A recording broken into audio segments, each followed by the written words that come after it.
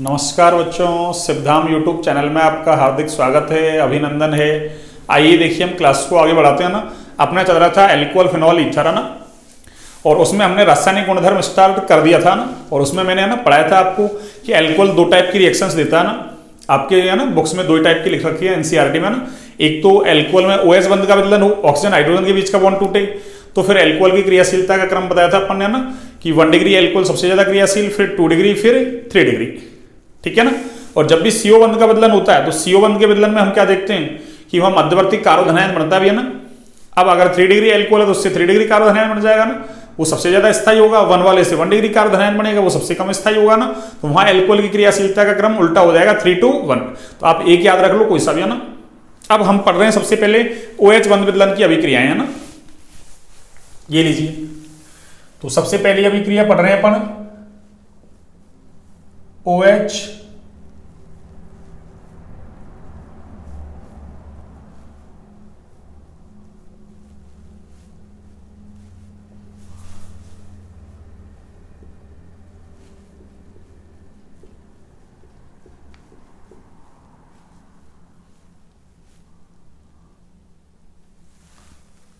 OH बंध विदलन की अभिक्रियाएं,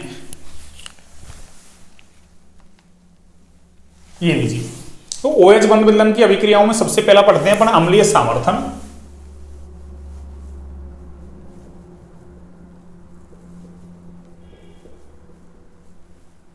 एल्कोहल की अम्लीय सामर्थन, या इसको अम्लीयता भी बोलते हैं ना, या एनसीईआरटी की लैंग्वेज में बोलो तो अम्लता। एनसीईआरटी की लैंग्वेज को थोड़ा बहुत समझने की कोशिश करें भैया ना। देखिए ये हमने सब कुछ पढ़ रखा है ना, आपको याद हो तो ना जीओसी के अंदर मैंने सब कुछ पढ़ाया था आपको ना। इसके अंदर वो ही चीजें पढ़नी है अपन को ना। देखिए क्या, सुनिए। यानी एल्कोहल की अभिक्रिया सक्रिय धातु जैसे है ना, सोडियम, पोटेशियम, एल्यूमिनियम है ना, मैग्नीशियम, जिंक, इनसे करवाते हैं ना। तो फिर एल्कोक्साइड आयन बनता भी है ना। क्या बनता है? एल्कोक्साइड आयन बनता है। और हाइड्रोजन गैस मुक्त होती है वहां से है ना। हाइड्रोजन गैस का मुक्त होना क्या बताता है कि एल्कोहल कौन सी नेचर रखता है भाई? अम्लीय, एसिडिक नेचर है ना। अम्लीय प्रकृति बोल सकते हैं, अम्लीय सामर्थ्य बोल दो, अम्लीयता बोल दो, एक ही बात है ना। तो क्या कहेंगे?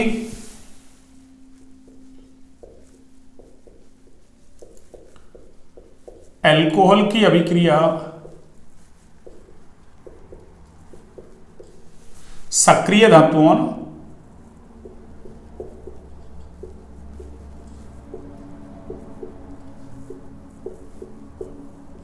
सक्रिय धातुओं जैसे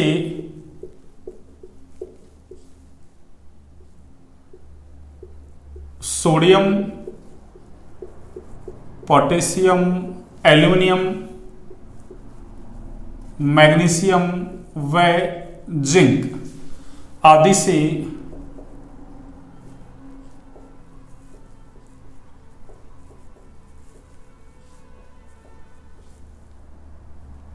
कराने पर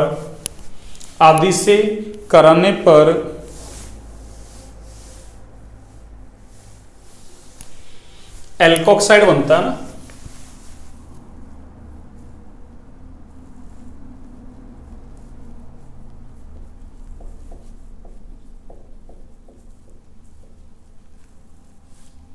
एल्कोक्साइड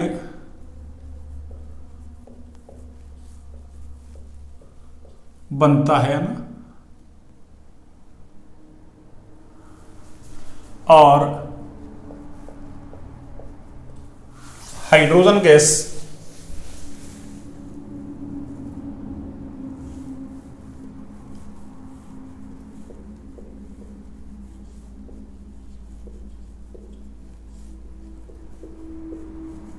मुक्त होती है, ठीक है ना।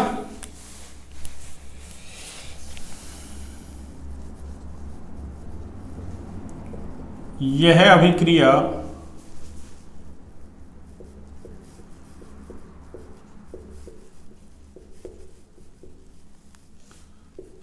अल्कोहल की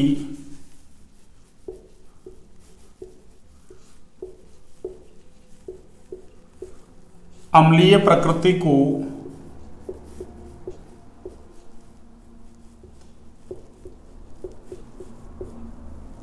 प्रदर्शित करती है ना। यह अभिक्रिया अल्कोहल की अम्लीय प्रकृति को प्रदर्शित करती है ना।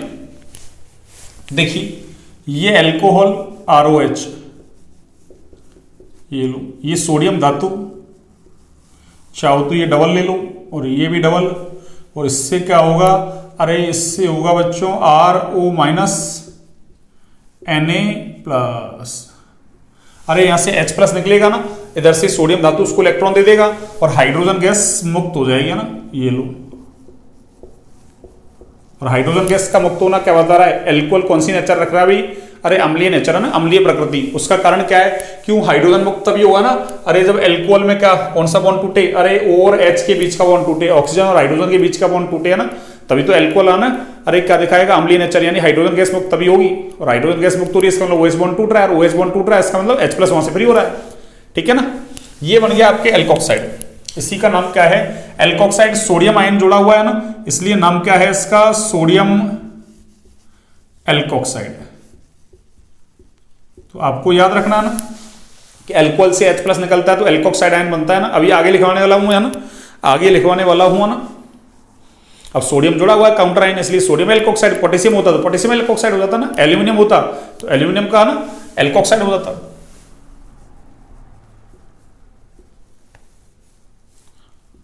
अब अपन ने क्या ले लिया है, एल्किल ग्रुप, इसलिए एल्कोक्साइड। अब अगर एल्किल ग्रुप मेथिल होता तो नाम हो जाता मेथोक्साइड।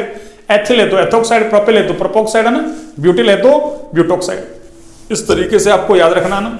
जैसे देखो मैं एक एग्जांपल और लेता हूं ना, ये तो एक जनरल रिएक्शन हो गया ना। एक एग्जांपल देखिए अपन, ये लीजिए, मैंने ले लिया ये, देखिए CH3 C, ये CH3, ये CH3 और ये OH है ना, और इधर मैं ले लेता हूं एल्यूमिनियम। देखिए इसका नाम क्या है, अरे इसका नाम आपको पता ना, टर्सरी ब्यूटिल एल्कोहल। साधारण नाम लिखो आप तो ना, टर्सरी ब्यूटिल एल्कोहल है ना। इससे क्या बनेगा, देखिए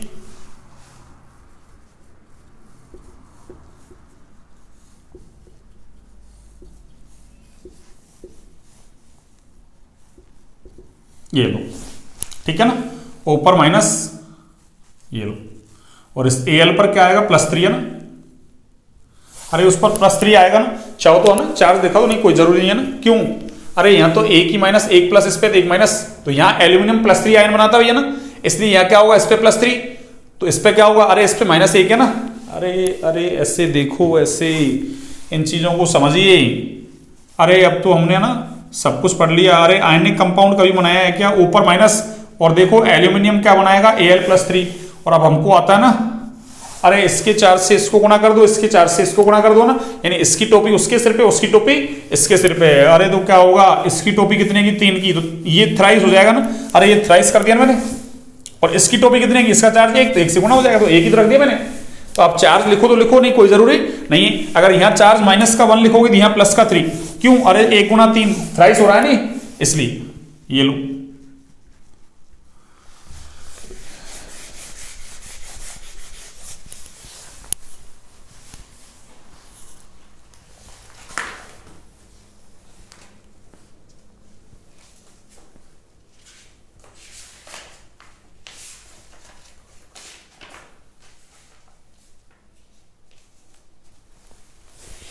और यहां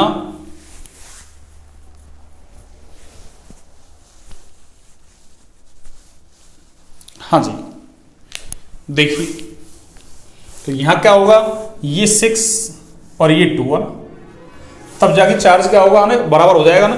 तो ये 2 कर दो इसको ना, तो देखो 2 × 3 = 6, और वो तो ना 2 × 2, ये लो। तो इसका नाम क्या हो गया, देखो एल्यूमिनियम है। अरे मैंने कहा था ना, एल्कोहल से एल्कोक्साइड, एल्किल ग्रुप था एल्कोक्साइड, अब एल्किल ग्रुप कौन हो गया हमारे पास, टर्सरी ब्यूटिल, तो उसका नाम क्या हो जाएगा, टर्सरी ब्यूटोक्साइड। और एल्यूमिनियम जुड़ा हुआ है तो नाम क्या हो जाएगा, एल्यूमिनियम तृतीयक ब्यूटोक्साइड है ना। तो इसका नाम क्या है, एल्यूमिनियम, ये लो एल्यूमिनियम है ना, टर्सरी है ना, टर्सरी ब्यूटॉक्साइड,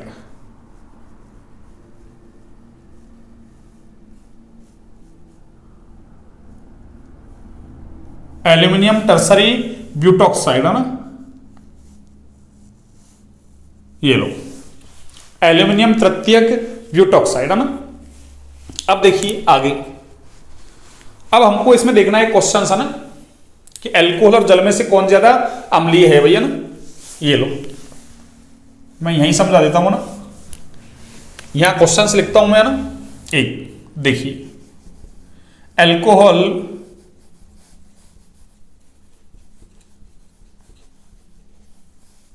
व, ये क्वेश्चंस में दोबारा से लिख रहा हूं सब कुछ है ना, जीओसी के अंदर मैंने सब कुछ पढ़ाए थे ना, अब बस टॉपिक वाइज रख दी मैंने उठा उठा के यहाँ ना, ये बाकी मैंने सब कुछ एक साथ वहीं पढ़ा दिया था आपको ना, कार्बोक्सिलिक एसिड वगैरह की अम्लीय सामर्थ्य वगैरह ना, फिनॉल वगैरह की सबकी है ना, वहीं एक साथ पढ़ा दिए थे मैंने ना। अब अलग अलग रख रहा हूं उठा के ना वहां से। तो अल्कोहल में जल में से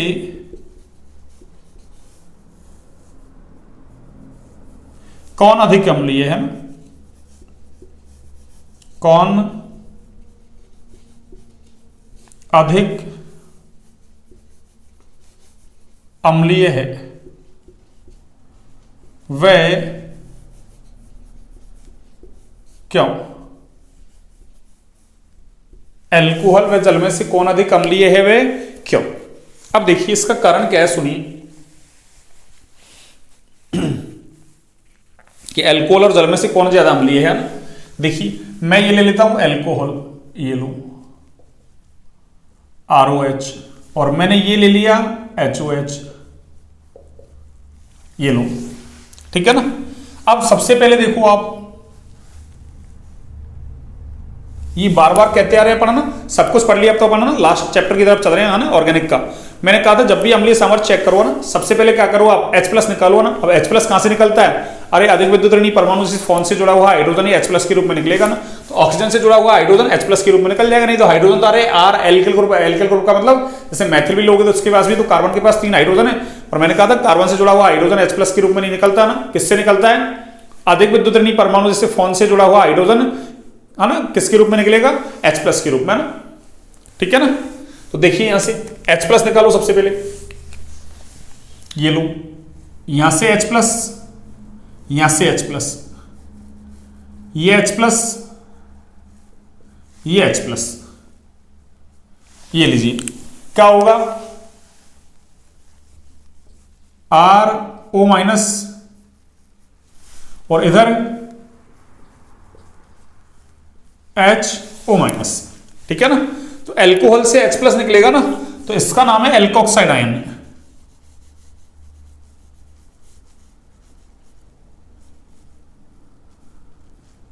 ये लो ये एल्कोक्साइड आ गया ना, और उधर से जल से निकला है, इसका नाम है हाइड्रोक्साइड आयन।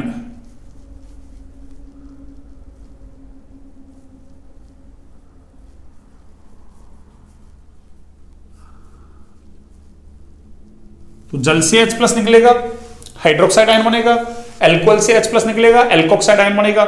ये क्या बन गया, इनके संयुग्मी क्षार बन गए भैया ना। अरे ये क्या बन गया, इनके संयुग्मी क्षार। अब जिसका संयुग्मी क्षार ज्यादा स्थायी उसी की अम्लीय सामर्थ्य ज्यादा। तो देखिए यहां पे क्या होगा, देखिए यहां तो हाइड्रोजन का आई इफेक्ट कैसा है, अरे 0। ये लो हाइड्रोजन का आई इफेक्ट कैसा है बच्चों, अरे 0।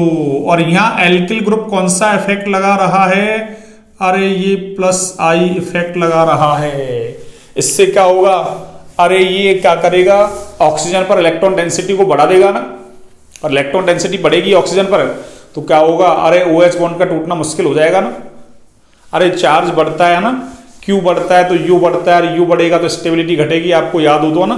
तो क्या हो जाएगा, अरे ये लेस स्टेबल है, ये कैसा है बच्चों, अरे लेस स्टेबल, जबकि ये कैसा है, अरे मोर स्टेबल, अधिक स्थायी। वैसे भी देख लो आप, अरे H+ गया ऑक्सीजन से गया, जितना नेगेटिव यहां था उतना ही नेगेटिव यहां है, लेकिन वहां आई इफेक्ट उसका 0 है, वो ना तो बढ़ा रहा ना घटा रहा, जितना है उतना की उतना ही है। जबकि यहां ये और दे रहा है इलेक्ट्रॉन, तो इस पर चार्ज बढ़ रहा है। और मैंने क्या कहा था, अरे चार्ज कोई सा ही हो, पॉजिटिव हो या नेगेटिव होगा ना, चार्ज दुख का कारण है। चार्ज जितना ज्यादा यानी दुख उतना ही ज्यादा, और दुख उतना ही ज्यादा तो स्टेबिलिटी उतनी ही कम हो जाएगी। ठीक है ना। अरे जैसे पॉजिटिव चार्ज का मतलब केमिस्ट्री में कमी, अरे हम बिल्कुल कंगाल हैं, पैसे वैसे नहीं है, तो भी है ना रोना ही रहेगा ना, क्या करें, पैसे ही नहीं है, पैसे नहीं आ रहे है ना, लोगों के पास तो बहुत पैसा आया ना, हमारे पास कुछ नहीं है, पैसा बहुत सारा आ गया तो भी क्या करूं इसका ना, अरे कहाँ इन्वेस्टमेंट करूं इसको ना, कोई मकान लूं, दुकान लूं ना, गाड़ी लूं, घोड़ा लूं, ये लूं वो लूं ना, तो उसको भी टेंशन है। तो इसका मतलब चार्ज कोई सा ही हो, नेगेटिव हो या पॉजिटिव, नेगेटिव चार्ज का मतलब केमिस्ट्री में अधिकता ना वृद्धि, तो बहुत सारे पैसे आ गए ना, वृद्धि हो गई, वो भी क्या है, दुख का कारण है। तो यहां क्या हो रहा है, दुख उल्टा बढ़ रहा है, तो उसकी स्टेबिलिटी क्या होगी, घटेगी, लेस स्टेबल। वो कैसा है, अरे मोर स्टेबल। और जिसका संयुग्मी चार्ज ज्यादा स्थायी, अरे उसी की अम्लीय सामर्थ्य ज्यादा होती है। तो अम्लीय सामर्थ्य किसकी ज्यादा है, अरे इसकी ज्यादा है बच्चों, किसकी, अरे जल की ज्यादा है, एसिडिक स्ट्रेंथ है। एसिडिक स्ट्रेंथ का मतलब अम्लीय सामर्थ्य। ये सब कुछ पढ़ के आ रहे हैं, लेकिन एक नॉट देखिए आप ना, तो इसका मतलब आंसर क्या होगा कि अल्कोहल और जल में से कौन अधिक अम्लीय है, अरे कौन अधिक अम्लीय है बच्चों, तो कौन अधिक अम्लीय है, जल। कौन ज्यादा अम्लीय है, जल। अब कारण क्या है इसका देखते हैं ना। अब मैंने क्या कहा है कि जल अल्कोहल से ज्यादा अम्लीय है ना, तो बाकी के सारे अल्कोहल जल से कम अम्लीय है ना। अरे मैं ऐसे कह दूं जल अल्कोहल से ज्यादा अम्लीय है या अल्कोहल जल से कम अम्लीय, बात तो एक ही है। तो सारे अल्कोहल जल से कम अम्लीय हैं, पर एक अल्कोहल ऐसा भी है ना, मैथिल अल्कोहल, जो पीछे ही बात करके आए थे अपना ना, वो जल से ज्यादा अम्लीय है ना। अरे जैसे मान लो कोई 100 आदमियों का परिवार है, उसमें ना अरे एक आदमी खराब है, निकम्मा है, नालायक, नकारा निकल गया ना, और परिवार बाकी अच्छा है बहुत है ना, तो अपन क्या कहेंगे, परिवार तो अच्छा है भैया ना, बट ये एक अपवाद है भैया ना। तो ऐसे ही मैथेनॉल कैसा है भाई, एक अपवाद है ना, तो आप ऐसे इसको याद रख सकते हैं ना। तो क्या हो जाएगा, नॉट कि मैथेनॉल सबसे ज्यादा अम्लीय है ना, फिर जल, और बाकी के अल्कोहल क्या हो जाएंगे, अरे कम अम्लीय, किससे, जल से। तो बस आपको एक ये याद रखना ना कि मैथेनॉल जल से भी कैसा है, ज्यादा अम्लीय, बाकी सारे अल्कोहल जल से कैसे हैं, कम अम्लीय। तो कारण क्या हो जाएगा देखिए यहां, है ना, जल है ना, क्योंकि अल्कोहल से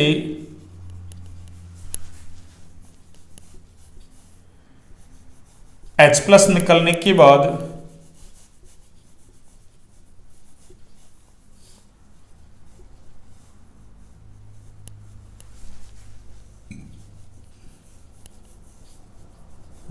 एल्कोक्साइड आयन बनता है ना,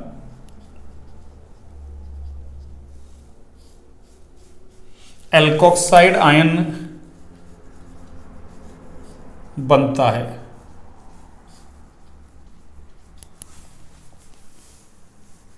जो कि एल्किल समूह के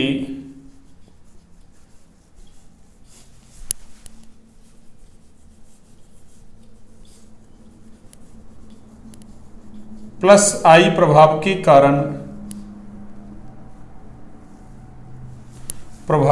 कारण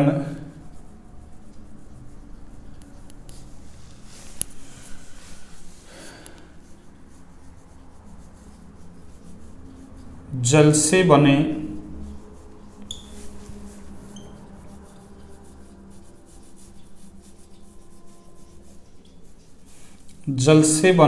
हाइड्रोक्साइड आयन की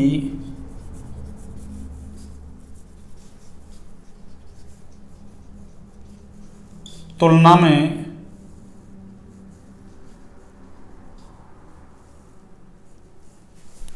कम स्थायी होता है ना।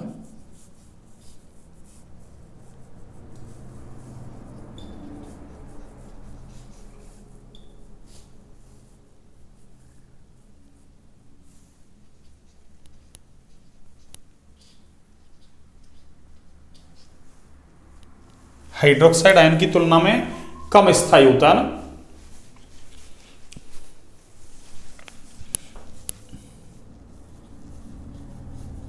इसलिए अल्कोहल जल से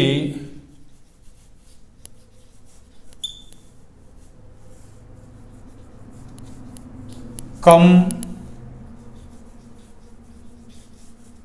अम्लीय होता है ना।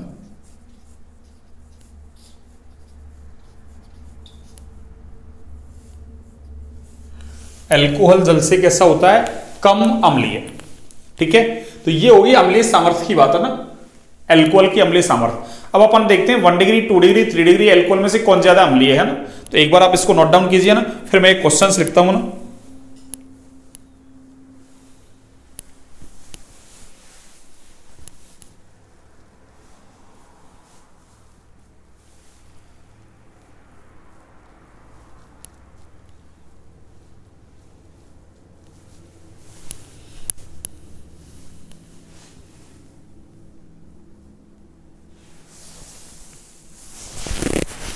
हाँ जी, तो आपने कर लिया नोट डाउन, देखिए आगे।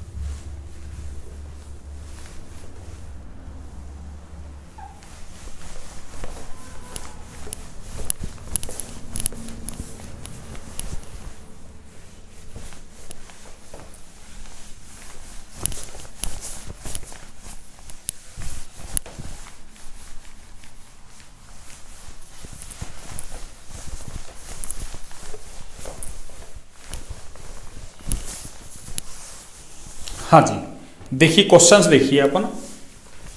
क्वेश्चन है 1 डिग्री, 2 डिग्री व 3 डिग्री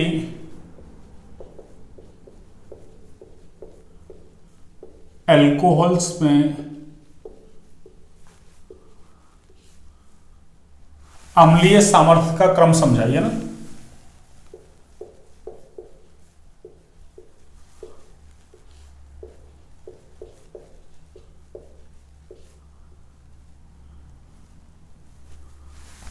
अम्लीय सामर्थ्य का क्रम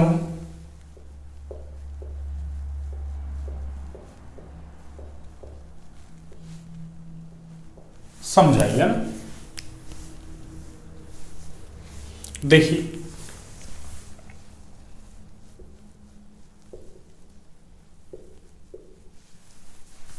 एक एल्कोहल मैंने ये ले लिया, एक एल्कोहल मैंने ये ले लिया ना, और एक एल्कोहल मैंने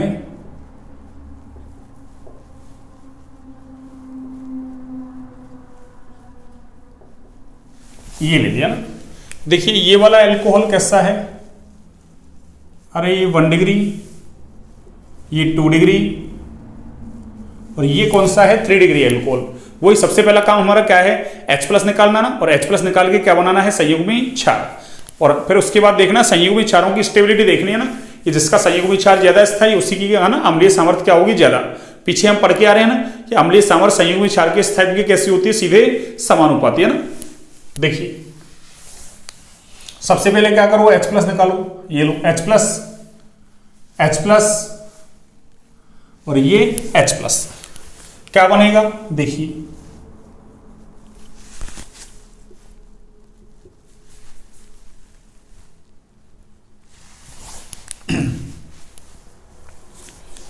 सबसे पहले क्या करूं, H प्लस निकालो ना, H प्लस H प्लस, देखिए H प्लस निकालते ही क्या होगा, CH3 CH2 ऊपर माइनस, इसका CH3 CH3 ऊपर माइनस, CH3 CH3 और ये CH3 और ऊपर क्या है माइनस, ये लो, ये क्या बना दिया अपन ने इन सबके, अरे ये संयुग्मी क्षार बना दी मैंने ना, कॉन्जुगेट बेस। क्यों, H प्लस निकलने के बाद क्या बनते हैं इनके संयुग्मी क्षार, ये लीजिए। अब इन संयुग्मी क्षारों की स्टेबिलिटी चेक कर लो ना, देखिए इसका प्लस साइज सबसे ज्यादा होगा भैया ना, अरे इसका ये वाला ग्रुप है ना, ये टर्सरी ब्यूटिल ग्रुप है, इसका प्लस साइज सबसे अरे खतरनाक होगा ना, ये लो। इसका देखो यहां, अरे 2 डिग्री एल्किल ग्रुप है, इसका प्लस साइज इससे क्या है कम, ये लो। और इसका क्या है, अरे ये वाला ग्रुप है ना, ये इसका प्लस साइज क्या है सबसे कम, यानी ये भी इलेक्ट्रॉन दे रहा है, ये भी इलेक्ट्रॉन दे रहा है और ये भी इलेक्ट्रॉन दे रहा है ना। तो इसके बाद देखो ना, अपन पढ़ते हैं अम्लीय सामर्थ्य प्लस आई की कैसी होती है, व्युत्क्रमानुपाती है ना, और माइनस आई की कैसी होती है, समानुपाती। अरे इसका प्लस आई ज्यादा है, इसका मतलब यहाँ नेगेटिव चार्ज है ना, अरे सबसे ज्यादा होगा, दुख सबसे ज्यादा, दुख तो होगा, पर इसका प्लस आई कम है, इलेक्ट्रॉन कम दे रहा है, तो नेगेटिव चार्ज कैसा होगा, कम।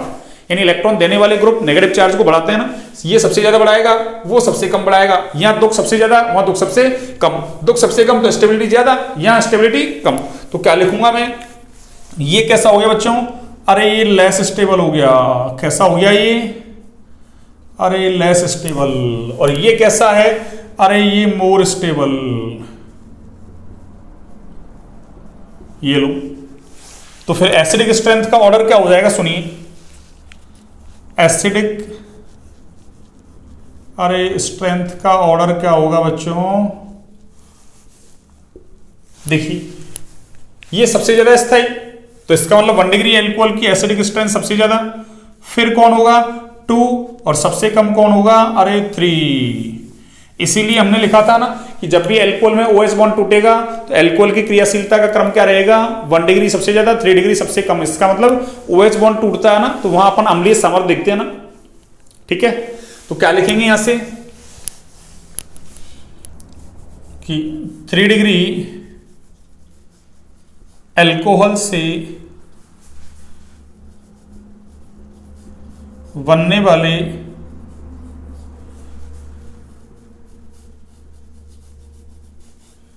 संयुग्मी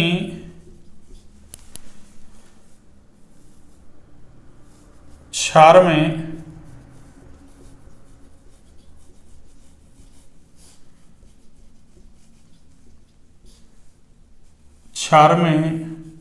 एल्किल समूह का प्लस आई प्रभाव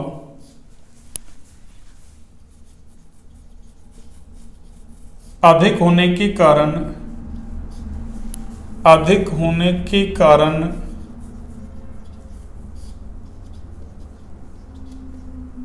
इसका स्थायित्व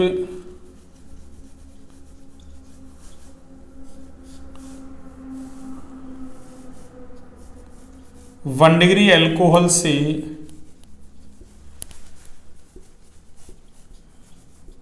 बनने वाले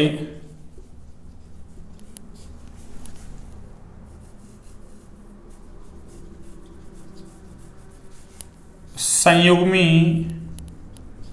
क्षार की तुलना में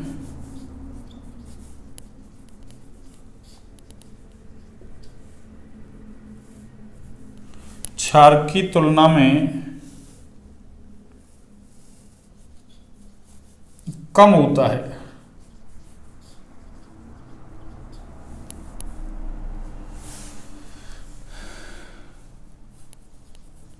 इसलिए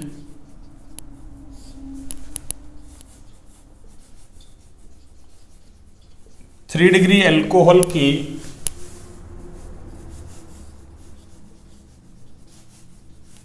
अम्लीय सामर्थ्य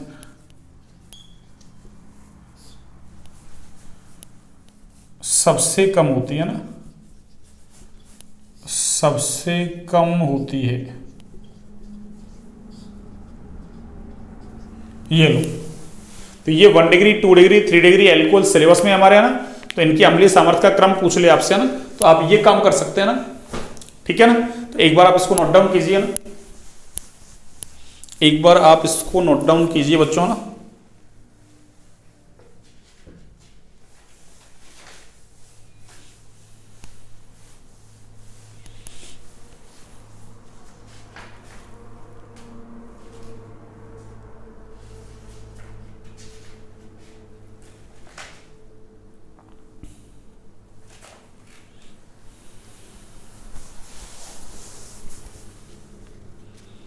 हाँ जी, आपने नोट डाउन कर लिया। देखिए अगली अभिक्रिया देखिए अपन OH1 विद लंग के अंदर, पहला तो अम्लीय सामर्थ्य पढ़ लिया अपन ने ना, दूसरी अभिक्रिया है एस्टरीकरण, जो अपन पीछे पढ़ के आ रहे हैं, इसकी क्रियाविधि वगैरह सब कुछ पढ़ के आए थे ना कार्बोक्सिलिक एसिड के अंदर है ना, वहां कार्बोक्सिलिक एसिड में पढ़ा था, इसलिए नाम में ना अपन ने कह दिया था कि कार्बोक्सिलिक एसिड की अभिक्रिया किससे करवा रहे थे, अल्कोहल से, इन द प्रेजेंस ऑफ अरे एसिड है ना। यहां क्या होगा, है तो वही एस्टरीकरण, लेकिन यहां बोल देंगे अल्कोहल पढ़ रहे हैं, इसलिए अल्कोहल की अभिक्रिया कार्बोक्सिलिक एसिड से करवाते हैं ना, वो इन द प्रेजेंस ऑफ अरे एसिड है ना। देखिए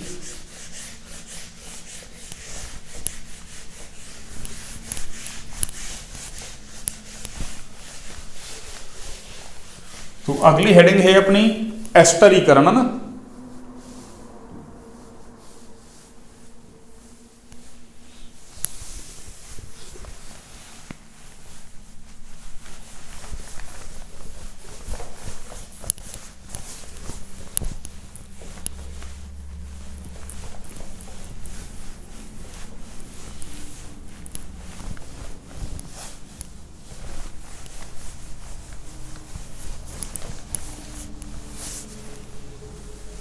हाँ जी, देखिए सेकंड अभिक्रिया है अपने एस्टरीकरण,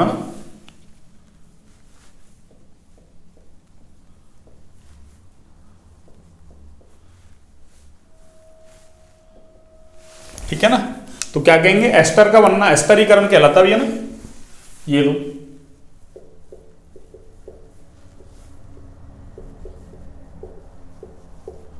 एस्टर का बनना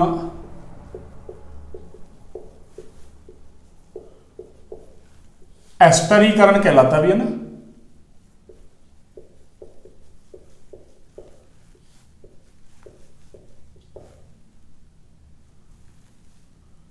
एस्टर का बनना एस्टरीकरण कहलाता है ना। देखिए अल्कोहल की अभिक्रिया, ये लो अल्कोहल अल्कोहल, इसकी अभिक्रिया एक बार कार्बोक्सिलिक एसिड से करवा देते हैं भैया ना, एक बार एनहाइड्राइड से करवा देते हैं ना, और एक बार अम्ल क्लोराइड से करवा देते हैं ना। देखिए कार्बोक्सिलिक एसिड, और एक बार चाहो तो ये अरे ये एनहाइड्राइड, और ये आपका अम्ल क्लोराइड है ना। ये लो, इसको मैं उल्टा करके लिख दूंगा ना, ये तो आपका चल रहा है अल्कोहल है ना, ये तो सब में अल्कोहल है आपका ना। ये लो, तो इसका नाम है कार्बोक्सिलिक एसिड है ना, कार्बोक्सिलिक एसिड है ना। ये है एनहाइड्राइड,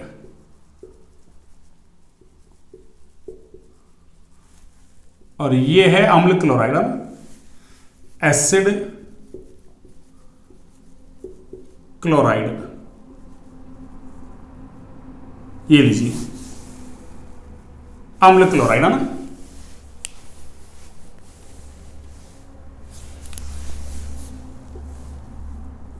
देखिए ये अभिक्रिया उत्क्रमणीय है भैया ना, अरे एस्टरीकरण कैसा है, उत्क्रमणीय है ना।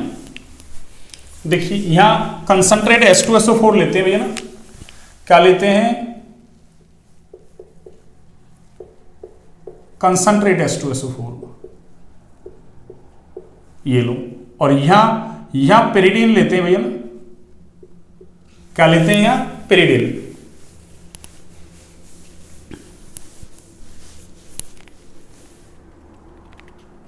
एक सेकंड, इसको मैं थोड़ा सही करता हूं ना।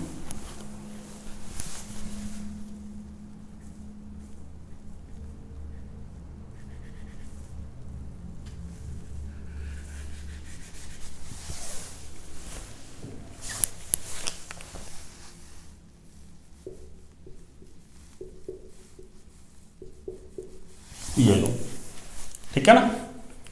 अब देखिए यहां से क्या बनेगा, सुनिए। देखिए इधर से तो है ना, अरे एल्कोहल का तो OH बॉन्ड तोड़ रहे हैं अपन, तो इधर से तो H और इधर से कौन जाएगा, OH। इधर से कौन जाएगा, OH।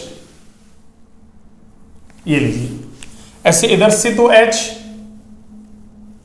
और इधर से कौन जाएगा, अरे इधर से ये वाला ग्रुप जाएगा ना, ऐसे इधर से H और इधर से Cl, ठीक है ना। तो देखिए इससे बनेगा क्या, RO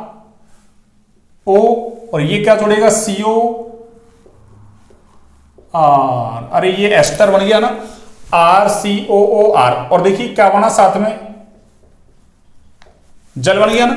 तो कंसंट्रेट H2SO4 क्या करेगा, अरे इस जल को क्या कर लेगा, अवशोषित कर लेगा ना, जिससे अभिक्रिया क्या होगी, अरे अग्र दिशा में बढ़ जाएगा ना, यानी एस्टर ज्यादा से ज्यादा मिलेगा। यहां भी देखिए आप, अरे यहां भी क्या बनेगा, ROCOR, वही एस्टर बना, और साथ में क्या बना, अरे RCOOH, अरे RCOOH, एसिड बन गया। और देखो अरे एसिड से तो वापस से एल्कोहल अभिक्रिया कर लेगा ना, तो इसका भी एस्टर बना देगा। और इधर से देखो ROCOR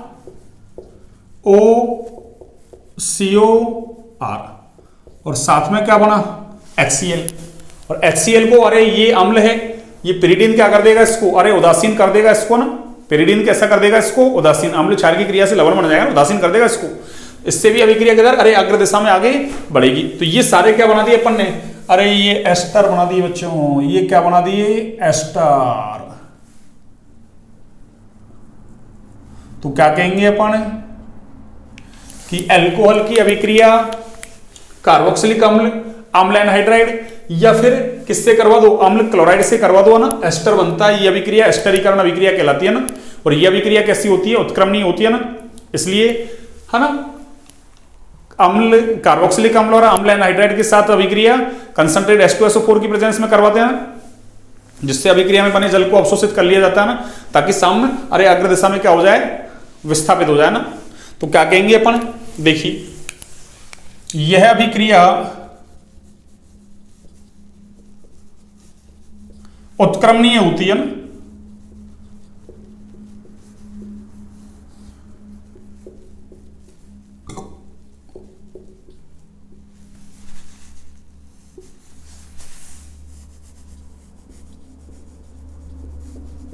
कार्बोक्सिलिक अम्ल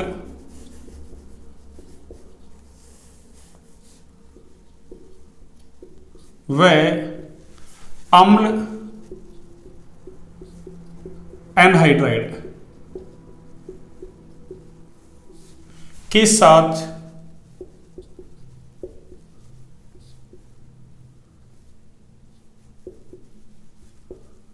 अभिक्रिया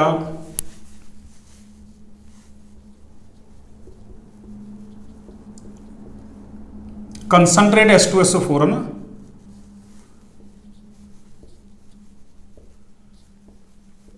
की उपस्थिति में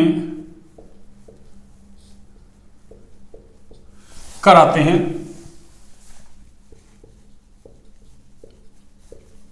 जिससे अभिक्रिया में बने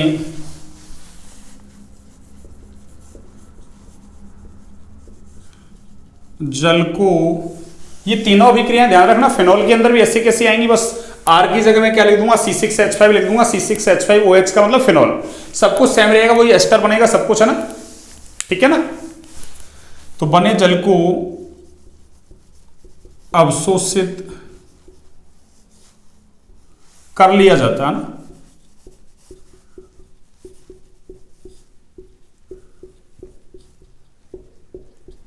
जिससे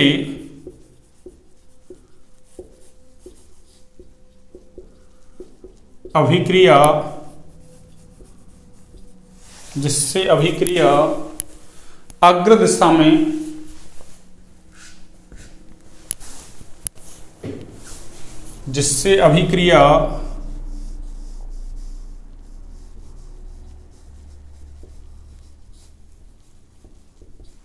अग्र दिशा में विस्थापित हो जाती है ना,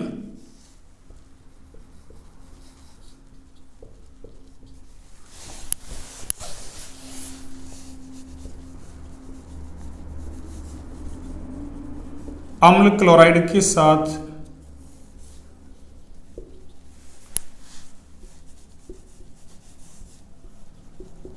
अभिक्रिया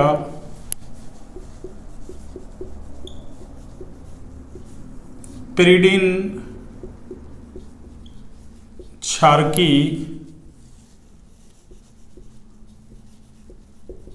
उपस्थिति में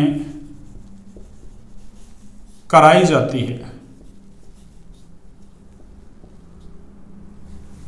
जिससे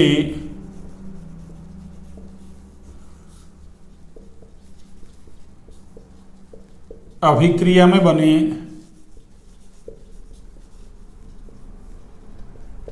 HCl जो बन रहा है ना, उदासीन किया जा सके ना,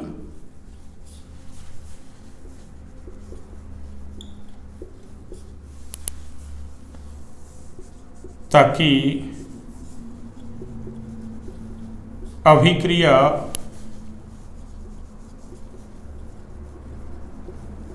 अग्र दिशा में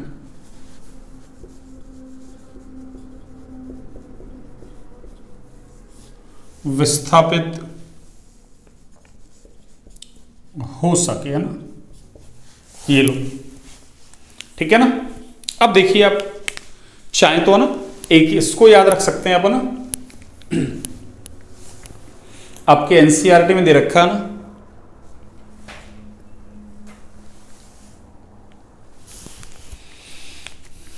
नॉट डाल के लिखता हूं मैं ना, नॉट डाल के, सैलिसिलिक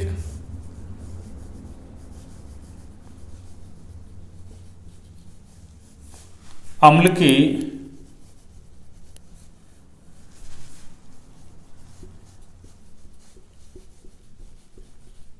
एसिटिलन, है ना, एनसीईआरटी के लैंग्वेज से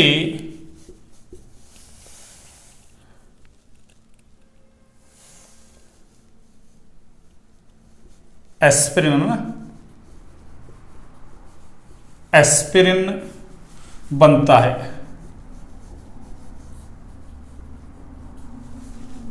जो कि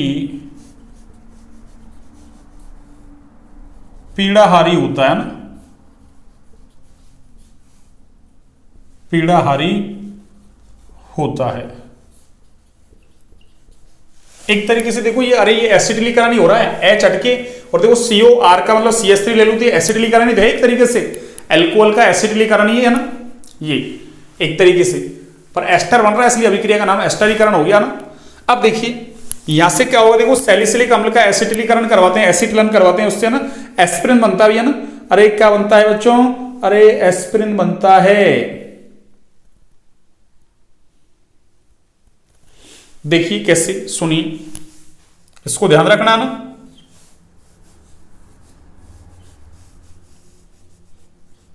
देखिए ये बेंजोइक एसिड है ना, अरे इसका नाम क्या है, बेंजोइक एसिड, C6H5COOH है ना, सब कुछ पढ़ के आ रहे हैं अपन, है ना। और इधर मैं क्या लगा दूं, अरे इसकी ऑर्थो पोजीशन पर, है ना, 1,2 पोजीशन को ऑर्थो बोलते हैं, एक OH ग्रुप लगा दिया मैंने ना, और इसकी अभिक्रिया किससे करवा रहे हैं, अरे CH3COO, अरे CO, और ये CH, अरे 3 से करवा रहे हैं, और वही इन द प्रेजेंस ऑफ अरे एसिड ले रहे हैं, ये लो। तो एक तरीके से OH ग्रुप ही तो है ये, OH ग्रुप की रिएक्शन ही तो है ये, इसलिए इसको यहां पे लिख दिया इसने ना। जैसे ये एसिडिक एनहाइड्राइड वाली देखो, अरे R की जगह CH3, CO, COO, CO, CO, R की जगह CH3, अरे इसका नाम है एसिटिक एनहाइड्राइड। इसका नाम क्या है बच्चों? अरे इसका नाम है एसिटिक एनहाइड्राइड। ये सब कुछ मैं पढ़ा के आ रहा हूं आपको पीछे से, है ना, एनहाइड्राइड। और इसका नाम क्या है? अरे इसका नाम है सैलिसिलिक अम्ल। तो आपको याद क्या रखना है? अरे कि बेंजोइक एसिड की ऑर्थो पोजीशन पर एक OH ग्रुप आ गया, हाइड्रोक्सी ग्रुप, तो नाम हो गया सैलिसिलिक एसिड। या ऐसे याद रख लो, ये फिनॉल है और फिनॉल की ऑर्थो पोजीशन पर क्या आ गया? एक COOH ग्रुप आ गया, तो सैलिसिलिक एसिड बन गया ना। अब 2-4 बार स्ट्रक्चर को बनाओगे याद हो जाएगी आपको ना। देखिए क्या होगा, सुनिए। वही तो इधर से H और इधर से ये वाला ग्रुप चला गया ना, RCOO। अरे तो देखो, अरे ये देखो, ये वाला ग्रुप ही तो हटाया मैंने, ठीक है ना। अब देखिए, आप आगे देखिए बनेगा क्या? अरे बनेगा ये बच्चों, अरे COOH तो ऐसे की ऐसे है, और ये O और ये COCH3। अरे तो एक तरीके से देखो क्या हुआ कि सैलिसिलिक एसिड में जो OH ग्रुप था उसका H हट गया और उसकी जगह COCH3 ग्रुप आ गया, और COCH3 को बोलते हैं हम एसिटिल ग्रुप। इसलिए अभिक्रिया का नाम क्या है? एसिटिलन या एसिटिलीकरण, है ना, अपनी लैंग्वेज में। तो देखिए इसका नाम क्या हो जाएगा, और साथ में ये क्या बनेगा? अरे ये CH3COOH, ये लो। तो ये क्या है देखो, सुनो। अरे इसी का नाम क्या है? अरे एसिटिल, अरे इसी का ही नाम क्या है बच्चों? अरे एसिटिल। ये एसिटिल ग्रुप और ये सैलिसिलिक एसिड से बना है, तो सैलिसिलिक एसिड का क्या एसिटिल व्युत्पन्न हो गया, ये तो नाम क्या हो गया? एसिटिल, अरे सैलिसिलिक अम्ल, अरे सैलिसिलिक अरे अम्ल हो गया बच्चों। या इसी को ही हम क्या बोल रहे हैं? अरे इसी को ही हम एस्पिरिन बोल रहे हैं। अरे इसी को ही हम क्या बोल रहे हैं बच्चों? अरे एस्पिरिन बोल रहे हैं। तो आपसे ऐसा ही पूछ ले वो कि बताओ भाई, अरे एस्पिरिन की संरचना बनाओ, तो आपको कैसे याद रखनी है कि सैलिसिलिक एसिड का क्या करवा दिया हमने? अरे एसिटिलीकरण करवा दिया, तो उससे क्या बन गया? अरे एसिटिल सैलिसिलिक एसिड बन गया, और उसी को ही क्या बोल रहे हैं हम? एस्पिरिन। तो एस्पिरिन की संरचना बनाओ, बना दी। या एस्पिरिन निर्माण की रासायनिक समीकरण लिखिए, तो ये पूरी समीकरण लिखनी है आपको ना, ठीक है ना। या ऐसे कह देगा, अरे सैलिसिलिक एसिड का ना एसिटिलीकरण करवाते हैं तो एक पीड़ाहारी मिलता है ना, उस पीड़ाहारी की संरचना, वो पीड़ाहारी एस्पिरिन है, उसकी संरचना बना दो। इसका IUPAC नाम देख लो, एक है ना, इसका IUPAC नाम है ना। अरे देखिए ये वाला है ना, अरे COOH, अरे ये क्या है? अरे ये क्या है बच्चों? अरे मुख्य क्रियात्मक समूह है ये OCOCH3। अरे ये एसिटॉक्सी कहलाता है, जो अपन ने वहां ना IUPAC के अंदर लिखे थे मैंने, ये ना, ये ग्रुप आपके लिए ना, तो इसको एसिटॉक्सी बोलते हैं। अरे ये पूरा ग्रुप है ना, ये प्रतिस्थापी है, इसका नाम क्या है? एसिटॉक्सी। COCH3 को एसिटिल, लेकिन OCOCH3 को एसिटॉक्सी। और देखो COOH मुख्य क्रियात्मक समूह है, ये जिस कार्बन से जुड़ा उसको नंबर 1, और आगे नंबर को प्रोसीड करते हैं ना, तो नंबर 2। तो नाम क्या हो जाएगा इसका? अरे 2 एसिटॉक्सी। अरे क्या नाम हो जाएगा बच्चों इसका? अरे IUPAC नाम क्या हो जाएगा? ये लो मैं यहां लिख दूं, IUPAC अरे नेम, ये IUPAC नेम। अरे किसका? अरे इसका IUPAC नाम, ठीक है ना। ये लो क्या होगा? अरे 2 एसिटॉक्सी, अरे 2 एसिटॉक्सी। और देखो ये पूरा बेंजीन, चाहो तो इसको बेंजोइक एसिड भी बोल सकते हैं ना, IUPAC ने इसको एक्सेप्ट कर रखा है बेंजोइक एसिड, या फिर ये बेंजीन। और देखो कोई कार्बन युक्त क्रियात्मक समूह किसी अरे रिंग से डायरेक्ट जुड़ा हो तो उसके कार्बन को चैन में काउंट नहीं करते, तो COOH मुख्य क्रियात्मक समूह तो हो लेकिन कार्बन चैन में काउंट नहीं हो, तो फिर इसका अनुलग्न लिखते हैं अपन क्या? अरे कार्बोक्सिलिक एसिड है, तो क्या लिखूंगा? 2 एसिटॉक्सी बेंजीन। बेंजीन, ये बेंजीन था और इसका अनुलग्न क्या है, अरे कार्बोक्सिलिक एसिड, ये लो। अरे तो ये इसका आईयूपीएसी नाम हो गया बच्चों ना।